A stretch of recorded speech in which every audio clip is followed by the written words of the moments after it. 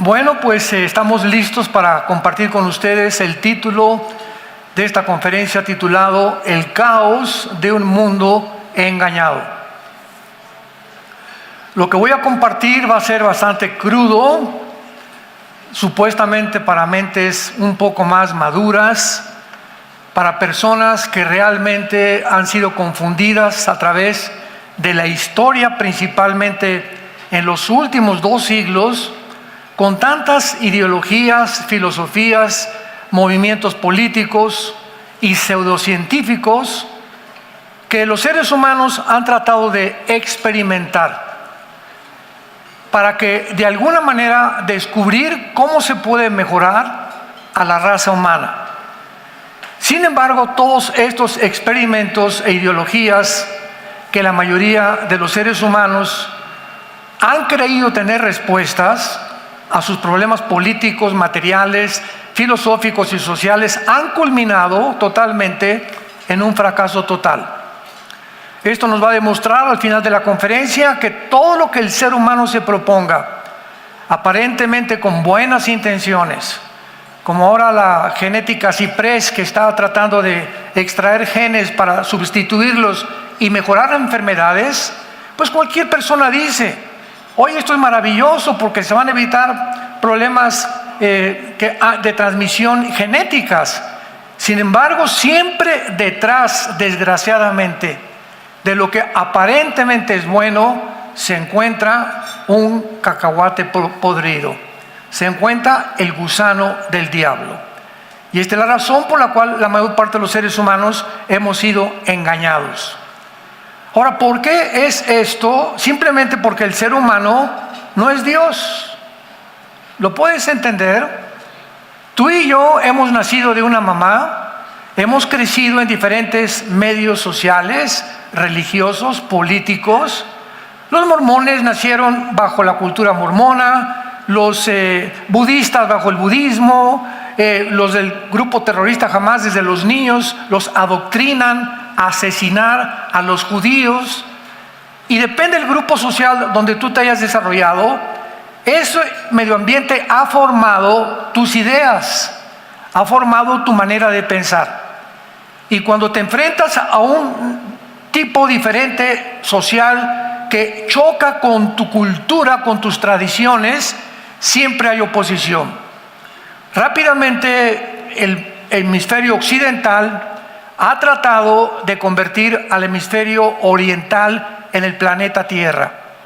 Después de la Segunda Guerra Mundial, trataron los norteamericanos, ingleses, etcétera, etcétera, Europa, de convertir en el Medio Oriente a las tradiciones, la cultura y el capitalismo y la democracia de las naciones occidentales. Fue un fracaso, porque la cultura, la tradición, el idioma en el Medio Oriente nunca los vamos a cambiar. Y cuando no entendemos esto, es cuando viene un choque, una tensión tan tremenda que desemboca muchas veces en las guerras. Dice el Salmo capítulo 2, el rey David, haciendo una pregunta: ¿por qué se amotinan las gentes y los pueblos piensan cosas vanas?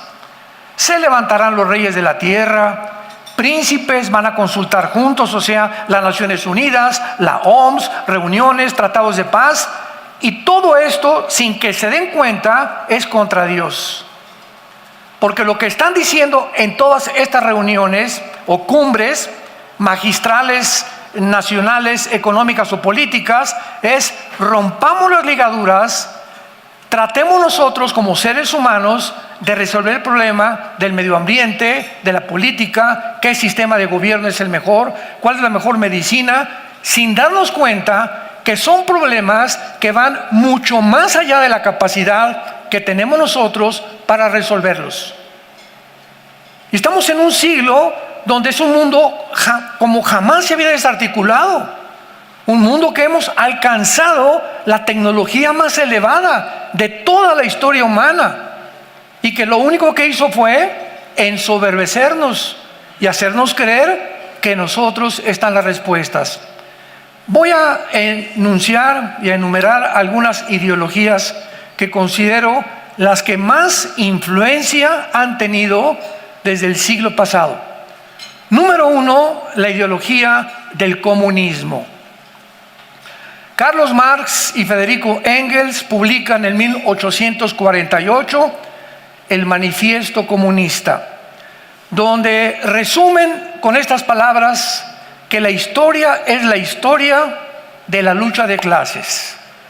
Carlos Marx, judío, nació en 1800, muere a los 64 años de edad, joven todavía, en la pobreza, y trata de percibir con una cosmovisión al mundo que el problema realmente del ser humano son las clases sociales.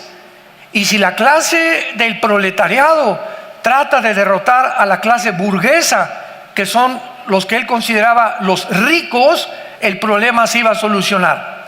Bueno, pues Marx publica después El Capital, y aquí el engaño consiste en hacernos creer que el problema humano es una lucha de clases entre el proletariado y la burguesía.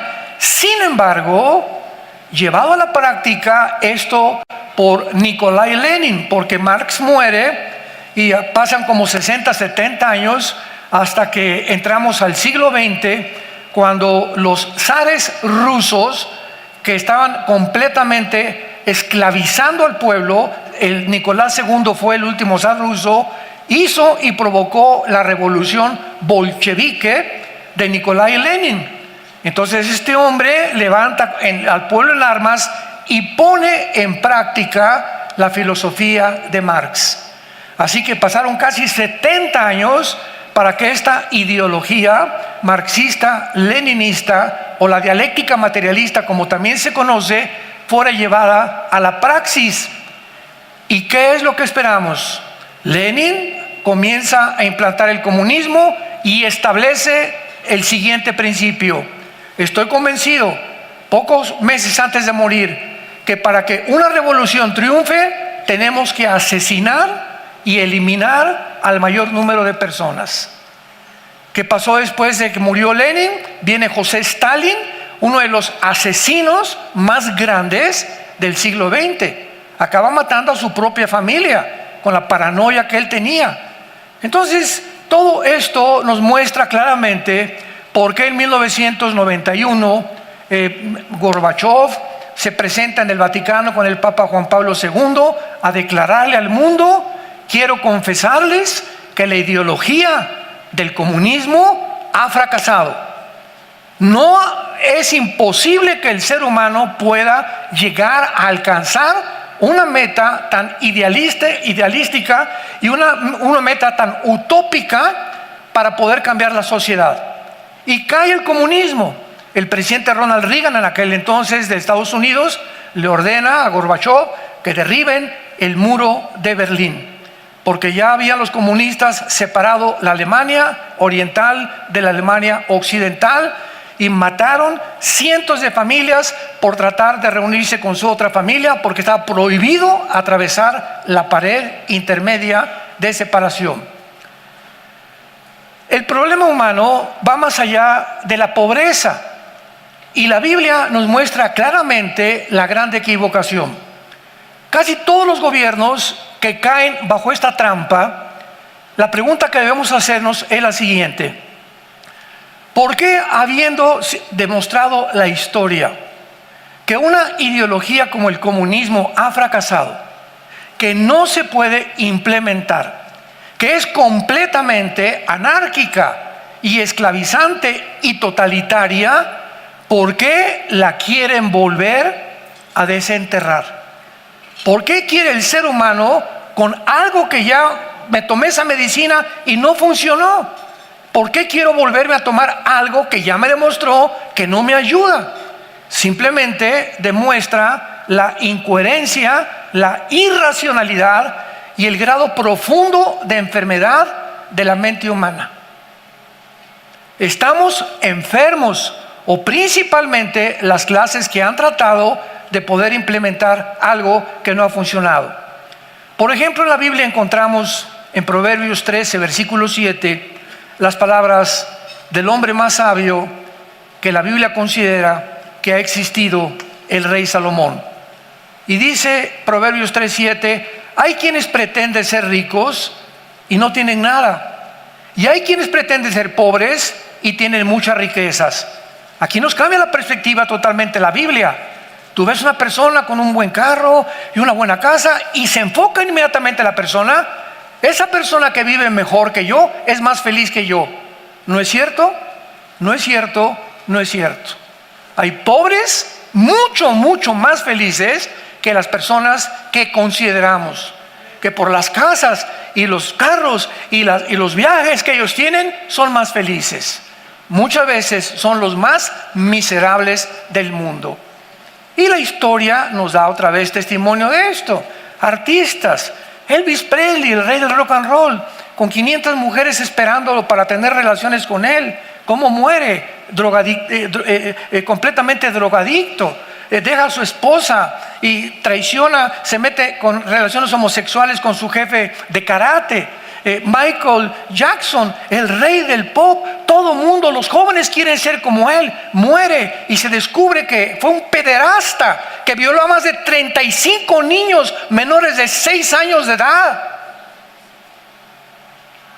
Y podíamos enumerar cantidad de deportistas, cantantes, presidentes, personas que consideramos que porque tienen fama y porque tienen prestigio y popularidad son felices. La Biblia nos dice, no es cierto, no es cierto, no es cierto.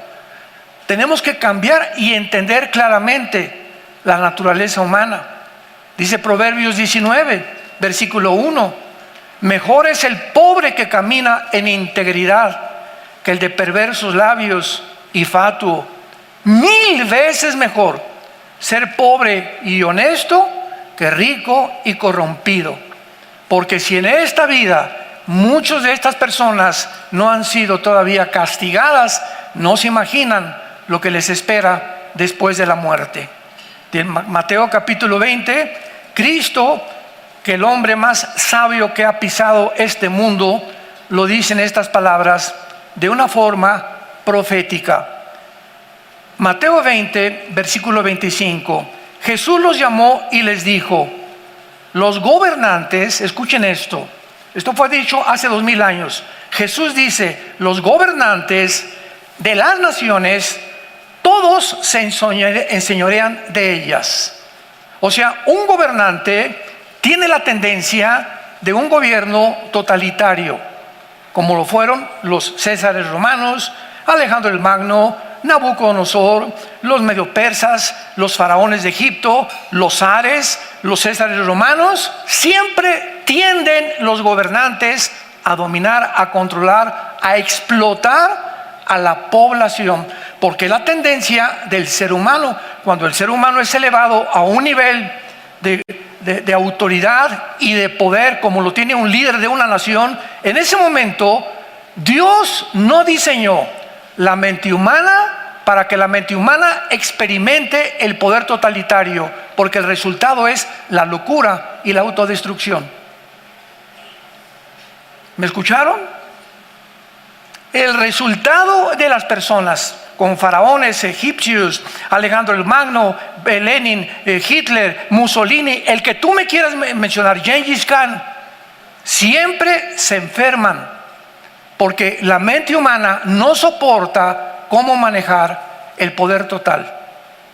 No fue diseñada la mente para que pudiéramos experimentar esa grandeza tan impresionante. Número 2, la teoría de la evolución. Carlos Darwin, 1859, escribe su libro El origen de las especies, postulando la famosa teoría de la evolución. Se enseñó durante todo el siglo XX y actualmente todavía en algunas universidades, esto es inconcebible, se sigue considerando, engañando a los estudiantes y a la gente, como algo científico. Y tú compras revistas como National Geographic, programas como Discovery Channel, y no, esto es algo científico. Por el amor de Dios, cámbienle el nombre de teoría. Porque si sigue postulando como teoría, es mera especulación, hipótesis, filosófico. Y además, cuando se descubre el ADN, 1954, por el doctor Crick y el doctor James Watson, premios Nobel de medicina, echa completamente por la borda la famosa teoría de la evolución. O sea, la genética demuestra que el famoso eslabón perdido no está perdido, porque en el genoma humano no hay un eslabón perdido. Jamás mezclarás a un caballo con una burra, porque van a ser una mula híbrida por haber violado las leyes de la genética de los equinos. Un perro nunca se va a cruzar con una gata, ni un gato con un ratón, ni un rinoceronte con una leona. Ahora, esto nos demuestra claramente la imposibilidad de una teoría pseudocientífica que se seguía enseñando y siguen enseñando la mayor parte de los ateos. Voy a ver el ateísmo más adelante. Pero son mentes enfermas que se encasillan y se encarcelan, no ven las evidencias de la genética, no ven las evidencias de la biología. La biología niega la evolución. Los aminoácidos, que son los ladrillos de la vida, impedirán la evolución. La primera y la segunda ley de la termodinámica, señores físicos, matemáticos que nos acompañan, ¿qué enseñan las leyes de la termodinámica? Por el amor de Dios. La segunda ley, que todo sufre un deterioro, todo se echa a perder, no hay nada de evolución para arriba, todo es hacia abajo. El Sol pierde millones de toneladas de masa cada segundo. Y cuando se demuestra que el universo tuvo un comienzo y que no es eterno, la teoría de la evolución desaparece física, biológica y genéticamente. ¿Por qué? La quieren seguir enseñando por una simple razón, porque la otra opción es la Biblia. Dejas tú la evolución, ¿qué vas a hacer? ¿A qué Dios te vas a volver? Adoramos un Dios empírico. Como evolucionista tienes que ser humanista. Produjo también el empirismo, el ateísmo y el existencialismo.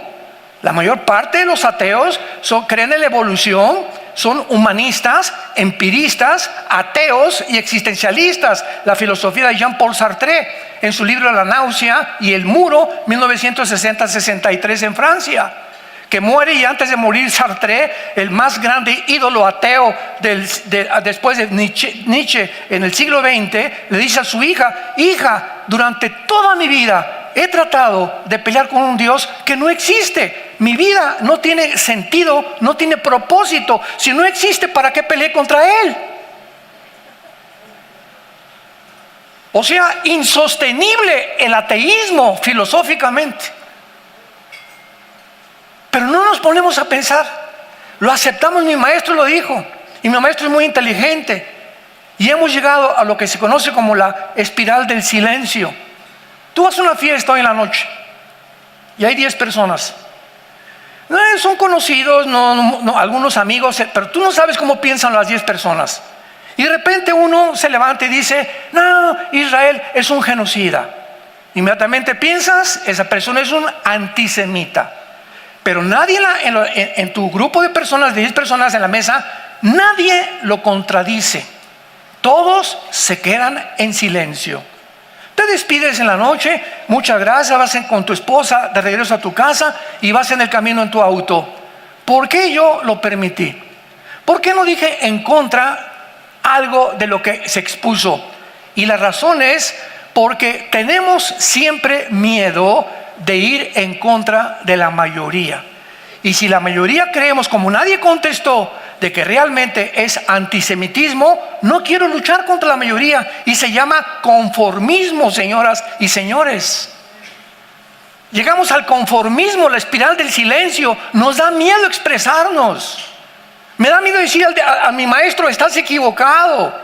Porque la mayoría va siguiendo eso. Cuando vinieron los nazis, que vamos a hablar más adelante, en el nazismo, 1943-44, millones de personas venían jóvenes que no querían en eso, pero bien a toda la gente, ¡Heil Hitler! ¡Heil Hitler! Y levantaban la mano porque no querían ir en contra de la mayoría.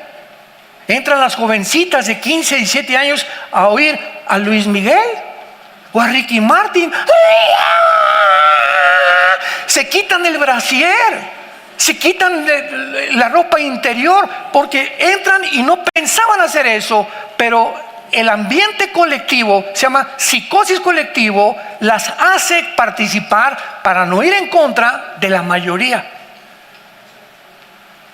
Todos estos fenómenos sociológicos son importantísimos para entender por qué estas falsas teorías, comunismo, evolución, que es nuestra segunda postulación actualmente, es realmente aceptada por la mayor parte de las personas.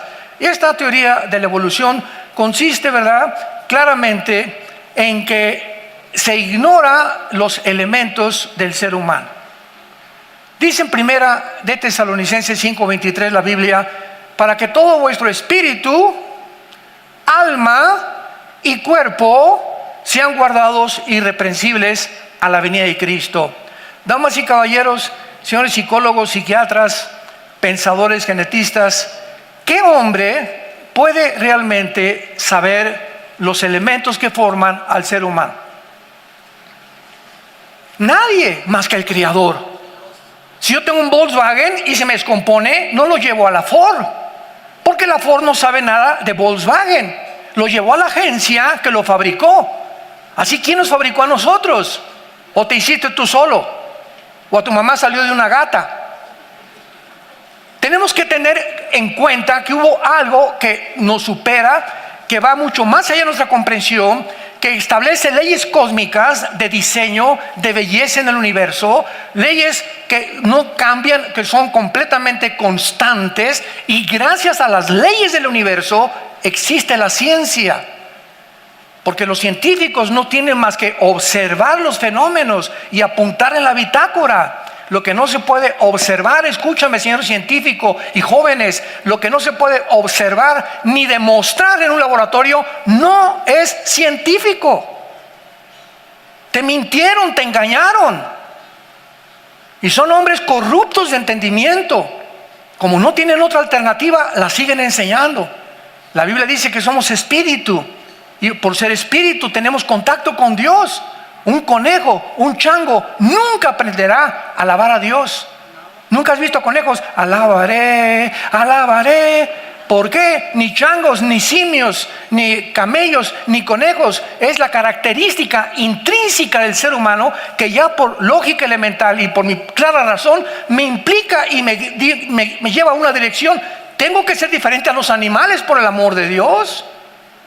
No puedo venir de una amiba y a través del tiempo haber evolucionado y llegar a un ser humano cuando la genética me muestra que no se puede. Ahora se ha demostrado hace algunos años, el pelo de un caballo es diferente al pelo de una burra. Los pelos. El pelo de un perro genéticamente es diferente al pelo de una gata. El pelo de una gata al pelo de un ratón. En los mismos pelos se encuentra la diferencia entre todas las especies. Y hasta ahorita jamás se ha demostrado la mutación de una especie a otra especie, lo que se llama el eslabón perdido. La Biblia dice que fuimos creados a la imagen y semejanza de un Dios. ¿Por qué? Decía Sigmund Freud, el doctor vienés, ¿cómo es posible que en los seres humanos, en todas las civilizaciones, en todas las tribus, en todas las culturas, hay ese impulso de adorar a algo o a alguien? Freud, en su libro Ello y Ella, concluye: es lógico que tiene que haber algo diferente a nosotros porque el ser humano es incorregiblemente religioso. ¿De dónde es esa pasión del alma de adorar? Y si no conozco al Dios verdadero, adoro la luna, o me voy a Teotihuacán a recibir energía, o creo en la astrología, algo tiene que dirigir mi vida. Pues soy Géminis, tú eres Virgo, no nos llevamos. y consulto en el periódico que dice mi astrología ahora, ¿verdad? Mis signos, horóscopos. No vayas al cine, pues no voy al cine. Estás creyendo en algo superior a ti, que es una estupidez. Es más fácil creer en eso que creer en Jesucristo. Increíble. Así es el ser humano. Veamos el ateísmo en tercer lugar. Es mi platillo favorito. No cabe duda que el siglo XX, y lo digo porque yo fui ateo, a los 13 años me decepcioné de la religión, no de Jesús, porque jamás en el seminario salesiano me enseñaron a Jesucristo ni abríamos la Biblia. Me decepcioné del sistema de la religión, porque yo no conocía al personaje que se llama Jesucristo. Y me hice ateo, buscando algo en mi vida. Durante 10 años profesé el ateísmo, el empirismo, el humanismo y el evolucionismo. Hasta que mi hermano comenzó a enseñarme la Biblia y caí de rodillas y reconocí que siempre fui un tonto y un soberbio en haber creído algo que no había ni siquiera consultado, que era realmente que Dios existe. El siglo XX es el siglo donde más ateos ha habido en la historia, el siglo pasado. ¿Por qué? Bueno, aquí hay una correlación. Es el siglo donde todos los más grandes descubrimientos científicos y tecnológicos se descubrieron. Pero los seres humanos se envanecieron ante todo esto. 1903, Henry Ford maneja el primer carro a 25 kilómetros por hora. 1906, los hermanos Wright hacen la primera tentativa de volar. 1929, Alejandro Fleming descubre la penicilina. 1937-38, Roberto Oppenheimer, Enrico Fermi, alemanes e italianos respectivamente, bombardean el uranio 35, produciendo la fisión nuclear, produciendo la primera y la segunda bomba atómica. 1956, la primera plataforma espacial. 1969, llegamos a la luna. 1970, el iPhone, el internet, y de los 75, 80 para acá, ¿qué nos sorprende? Todos estos descubrimientos ensoberbecieron al ser humano. Continuemos. Bertrand Russell, les voy a mencionar los principales ateos del siglo pasado, todos hijos de Friedrich Nietzsche, que voy a hablar a continuación de él. Pero tenemos a Bertrand Russell, se casa 5 veces y le preguntan que por qué era ateo, porque no le convenía ser moral. Sam Harris, Jean-Paul Sartre, el padre del existencialismo, escribe el libro El Muro. Sartre dice, era mi autor favorito Sartre, y dice en uno de sus libros: yo veo el mundo como una pared y me desespera, dice Sartre, en su supuesta honestidad y fidelidad a sus pensamientos y a su filosofía. Veo una pared y veo como que me estrello contra ella porque está más alta que yo. Y dice, estos sueños los tengo continuamente y me doy cuenta que hay cosas que detrás de la pared existen, no sé qué son, pero mi mente finita y limitada no lo puede entender. Esa pared era Dios. Y él quería con su mente intelectual poder derribar a Dios. Tú no existes, pero se veía siempre enfrentándose con algo que se oponía, al grado que le dice a su hija antes de morir: he peleado contra alguien que no conozco, mi vida no tiene sentido ni propósito para vivir, que se le llama el padre del existencialismo. Lo tenemos también a Richard Dawkins, a Carl Sagan, el más grande astrónomo del siglo XX, que también dijo: el universo no puede tener completamente ni origen ni nada. Sin embargo, Alberto Einstein, antes que Carl Sagan, casi 45 años antes que él, Einstein dice: Dios no juega a los dados con el universo. Luis Pasteur, y antes de todos estos, Laplace, apúntalo, Laplace, uno de los más grandes científicos, Isaac Newton, que postula las leyes de la gravedad. Escribe 3 o 4 ensayos acerca del libro del Apocalipsis. Blaise Pascal, científico, matemático francés. Einstein, aunque no era cristiano, pero no era ateo. Luis Pasteur, estas grandes mentes del siglo XVIII, siglo XVII, eran cristianos. Galileo Galilei, cristiano. Y llegamos al siglo XX y nos ensoberbecemos con el conocimiento. ¿Qué le pasó al siglo XX? Pues los descubrimientos, la fama y el poderío y el totalitarismo de los gobiernos comunistas hicieron que el hombre pudiera creer que podemos gobernar a los demás a través de nuestros sistemas de pensamiento. El papá de todos estos ateos, escuchen esto, fue el ateo Friedrich Nietzsche. 1844, muere en el año 1900, a los 56 años de edad, muere de sífilis. Él escribe Así hablaba Zaratustra, fue un libro que lo leí como 5 veces, y El Anticristo. A los 45 años, Friedrich Nietzsche comienza, su hermana, que fue alguien, estuvo con él hasta el día de su muerte, comienza a notar en su hermano que tenía síntomas de demencia y de suicidio. Muchas veces Nietzsche quiso matarse y salía muchas veces en la noche encuerado, casi en calzones, gritando: ¿dónde está Dios? ¿Dónde está Dios? ¿Dónde está Dios? Con una lámpara. Acabó totalmente, ¿verdad? Lo sabemos, en la locura total. Lo internaron en un hospital psiquiátrico, se vuelve homosexual, y Nietzsche se burla de la humildad y de la mansedumbre de Jesús. Porque para la cosmovisión de Nietzsche, el ser humano no podía ser débil, y para él la debilidad es ser humilde y ser manso de corazón, que fueron las primeras características de Jesucristo. Entonces, una persona así dijo: no es posible para mí que pueda ser una persona vencedora.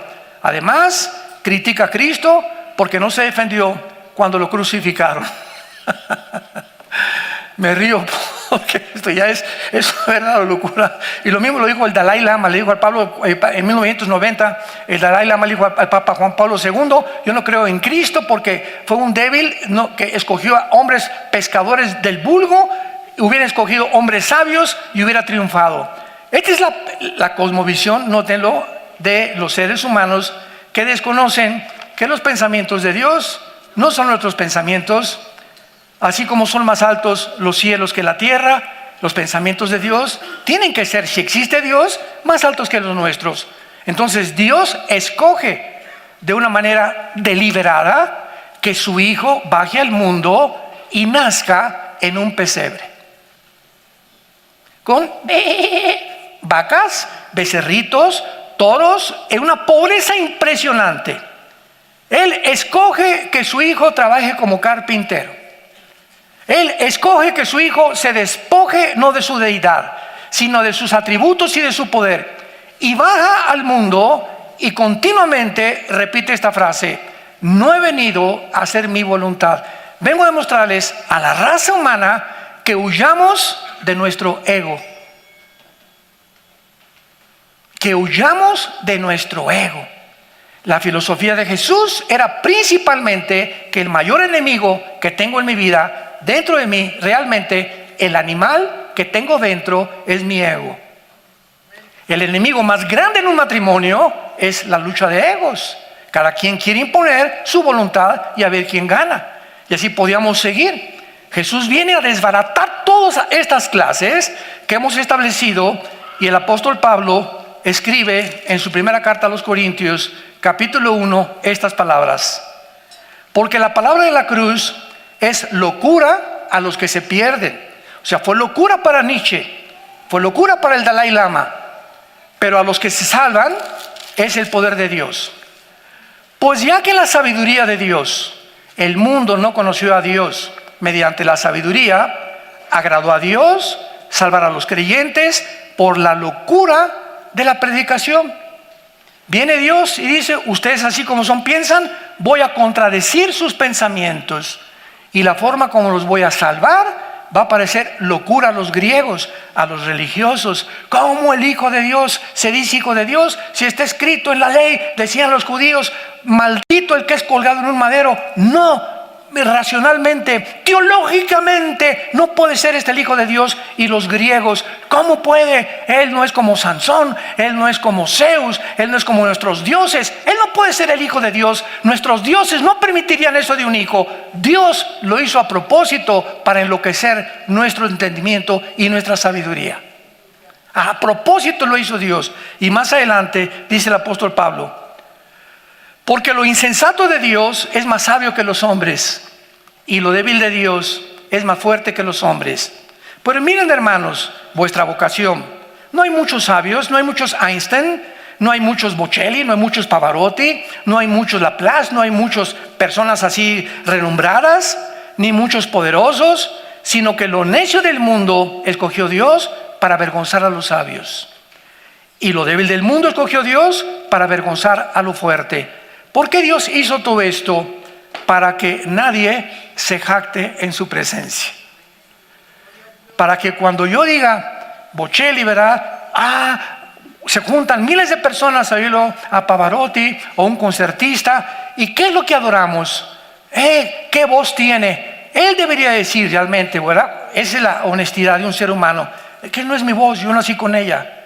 ¿Y quién te la dio? Dios. Messi, un prodigio. Le preguntaba a un entrenador de fútbol: ¿a quién considera usted mejor? ¿A Cristiano Ronaldo o a Messi? Y digo, bueno, Cristiano Ronaldo creo que es el mejor jugador del mundo, pero Messi es un mago. O sea, nadie puede compararse las cosas que él saca de la bolsa, y él mismo lo dice. ¿Qué es lo que ha hecho que Messi no se ensoberbezca? Su humildad. Y ya lo pone, y te sube Dios te sube, mientras más reconozcas que todo viene de Él. Ser agradecidos en todo. Lo que tú tienes no viene de ti. Yo me he esforzado y fui a la universidad y he trabajado como burro y picado piedra. ¿Y quién te dio las fuerzas? ¿Y quién te dio la mentalidad? Cuando tú te deshagas de tu ego y pongas los ojos en el cielo, no te imaginas 5 veces más las bendiciones de Dios caerán sobre tu vida y tu familia.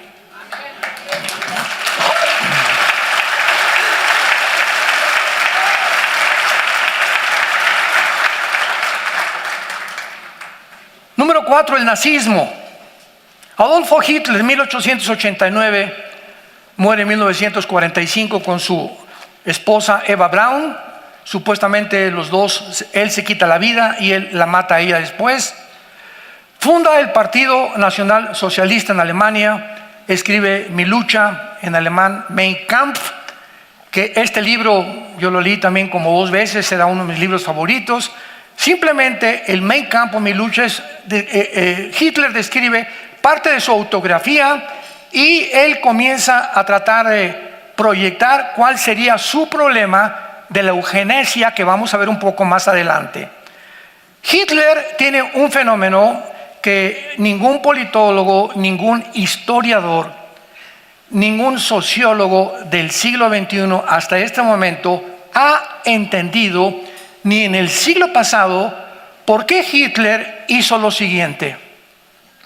Su lucha era contra Rusia, José Stalin; en el norte Winston Churchill con Inglaterra; en el lado izquierdo Estados Unidos y Canadá. Se une Alemania, Italia y Japón. O sea, Hitler tenía 3 enemigos tremendos. Pero de repente, de una forma sorpresiva, vuelvo a repetir, inconsistente con su personalidad, con su proyecto en el libro de la lucha, se vuelve en contra de un pequeño grupo de judíos, sin tierra, sin ropa, sin medicinas, sin nada, absolutamente, como limosneros que vivían en ese tiempo en Alemania y en las ciudades europeas. Sin embargo, aquí hay algo impresionante. Él se volca completamente para exterminar algo que él veía en ellos como: tengo que acabarlos. Y si no extermino a los judíos, no va a triunfar el nazismo en el mundo entero. ¿Qué es lo que veían los judíos? ¿Por qué ese odio contra este pueblo, esta etnia que no representaba ningún problema, ni militar, ni político, ni económico? pero comienza a llamarle la solución final. Y nombra a Himmler, nombra a diferentes subalternos de él que hagan campos de concentración en Auschwitz, que los metan en trenes, que los encueren, que los metan disque a bañar. Y bajo los campos de concentración había llaves de gas, les abrían el gas y los mataban y los envenenaban. Niños, mujeres, ancianos y de todo tipo. Termina la Segunda Guerra Mundial, llega el general Douglas MacArthur, entran por Normandía, Francia, que fue la más grande intervención de Europa para poder entrar, y Estados Unidos a Berlín, rodean a Berlín, por acá llega Stalin, llega Churchill, llega el general MacArthur. Hitler sabe que no hay escapatoria, se suicida en el búnker que él tenía y se mata, y termina el nazismo. Planea la solución final, y uno de sus experimentos más importantes fue la eugenesia.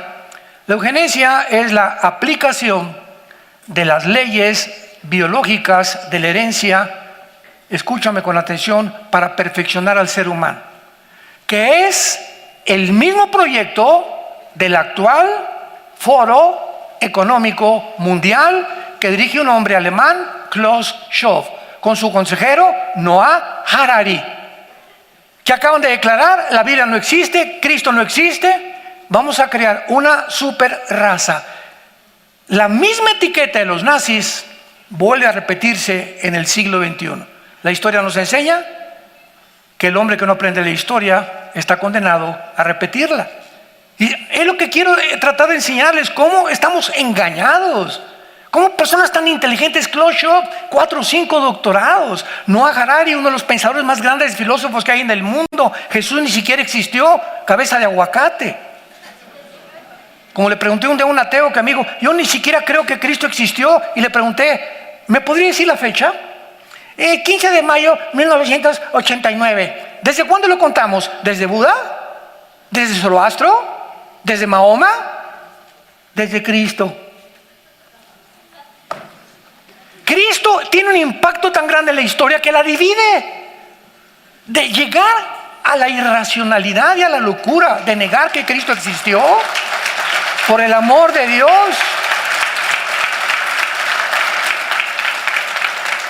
¿En qué consiste el engaño del nazismo, que está etiquetado ahora con diferentes ideologías y proyectos en creer que hay una raza superior? Como le dijo Hitler, la raza aria, en creer que pueden triunfar los gobernantes totalitarios. El antisemitismo no es solamente un indicador de una cultura declinante, sino también del juicio inminente de Dios. Una vez tuve una discusión con un muchacho y me dice: no, es que los judíos no sé qué cosa. Le dije: bueno, le dije, tú eres un antisemita. Y me dice: no, claro que soy un antisemita. Y le dije: bueno, pero vamos a tratar de determinar los términos, porque si vamos a tener un debate, vamos a definir los términos. ¿Tú me puedes definir qué es un antisemita? Y se quedó así. Bueno, pues le dije: te lo voy a recordar, es una persona que odia a un judío por ser judío. Ese es un antisemita. Por ser judío. ¿Y qué te hizo a ti ese judío? Es que leí los protocolos de los sabios de Sion, el libro que escribieron los zares rusos antes del siglo XIX, y que Hitler lo devoró y creyó, y el libro de los protocolos de los sabios de Sion formó parte del programa de los nazis para exterminar a los judíos. Pero para concluir rápidamente con el nazismo, la Biblia nos muestra claramente por qué Hitler se volvió contra los nazis. Damas y caballeros, santos de Dios, la Biblia en Apocalipsis capítulo 12 nos revela que Satanás, Lucifer, el príncipe de este mundo, sabe que le queda poco tiempo. No sabe exactamente cuándo, pero él calcula por los eventos que se están desarrollando que el tiempo ha llegado para su final. Satanás sabe que si él usaba a Hitler para exterminar a los judíos no iban a poder recobrar su nacionalidad, que fue el milagro de toda la historia, el 14 de mayo de 1948, cuando David Ben Gurión es nombrado primer ministro de Israel, del Estado libre, soberano, independiente de Israel, después de que este grupo étnico por casi 2000 años fueron expulsados. En la Inquisición los asesinaron por no pertenecer a Roma, los persiguió San Felipe, los grandes líderes del Vaticano, los expulsaron de España, de Francia, de casi todos los lugares, los pogromos en Rusia, casi los hacen como Hitler también.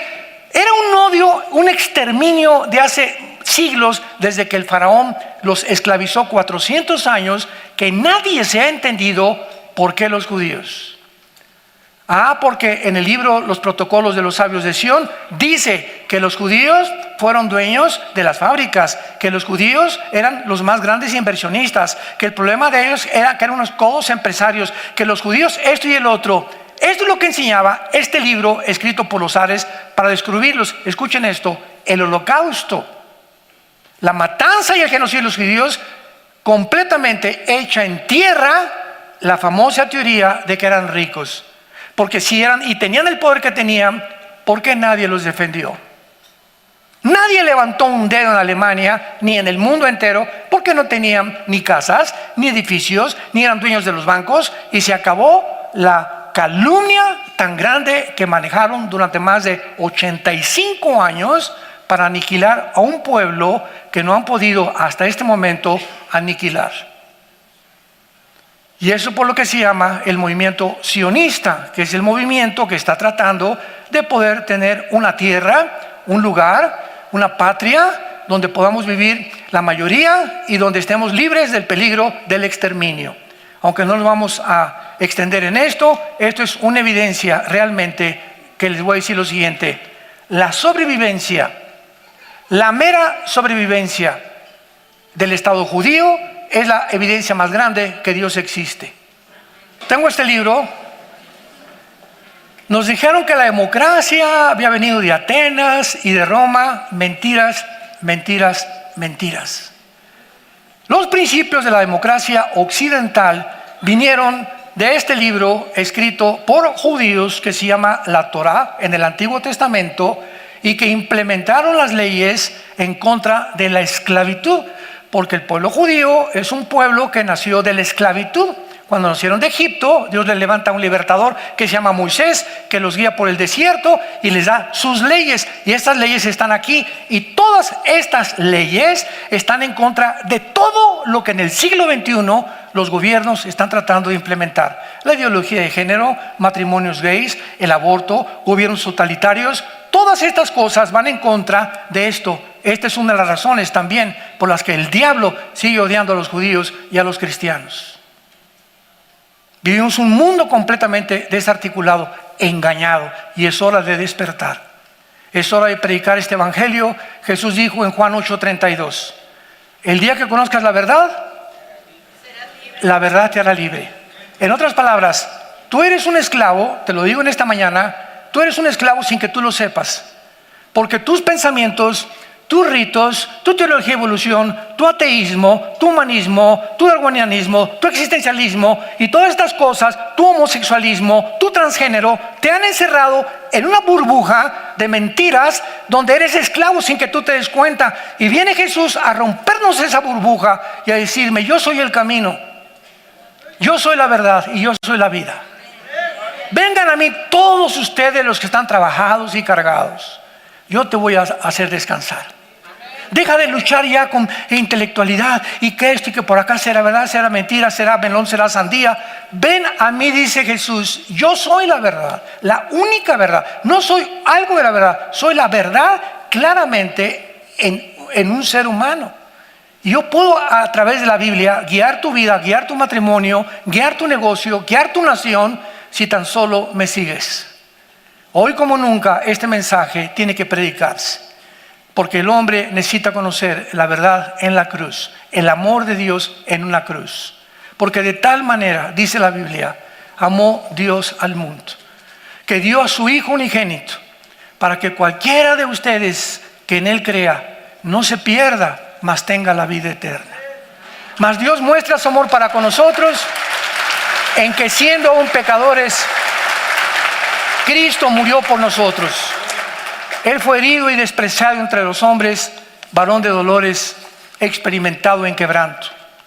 Ciertamente llevó Él nuestras enfermedades, sufrió nuestros dolores. Lo tuvimos por desechado, por abatido de Dios, pero Él cargó en esa cruz lo que tú merecías pagar y lo que yo merecía pagar. Y ahora Dios te ofrece y te dice, ven a la cruz así como estás. No me importa que me digas soy narcotraficante, soy homosexual, soy lesbiana, soy borracho, parrandero, jugador, engañador, fraudulento, ateo, creo en la evolución. No me importa, ven a mí, dame oportunidad, dice Dios, de entrar a tu vida. Ábreme la puerta de tu corazón, permite, ya buscado por muchas partes. Yo busqué, no se imaginan tanto lo que yo busqué en mi vida. Cuando encontré a Jesús hace 49 años, supe hace 49 años que ya no tenía a quién buscar. Él era lo que yo estaba buscando en las filosofías del mundo. Él era lo que mi alma deseaba. Él era lo que realmente me iba a dar satisfacción a mi vida de ahí en adelante. Y le dije a Jesús, entra a mi vida, Señor, te necesito. Te pido perdón por mis pecados y te doy las gracias por tan grande salvación.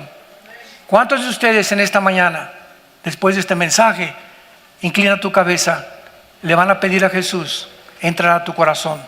Te voy a ayudar con estas palabras. Esta mañana, ninguno de ustedes ha venido por coincidencia. Las coincidencias no existen. Hay un propósito determinado de Dios desde que tú naciste, de que conocieras esta mañana a su Hijo Jesucristo, que fue crucificado, enterrado y resucitado a los 3 días. Ahora Dios te pide que te arrepientas de tu vida, que te vuelvas a Él con todo tu corazón y que le digas estas palabras: Señor mío y Dios mío, te pido perdón por mis pecados, por mi soberbia, por mi ego. Creo que en esa cruz con tu sangre preciosa pagaste por mí. Creo que a los 3 días venciste la tumba para entrar en este preciso momento a mi vida como mi Señor y mi Salvador. Te pido, Señor, que de aquí en adelante la corta vida que me queda la pueda yo vivir con sentido y con propósito, sabiendo que existes, porque ahora sé que cuando yo muera, moriré en paz, porque en ese momento recordaré que mis pecados los has perdonado en la cruz de tu Hijo Jesucristo, en quien oro y te doy las gracias. Amén.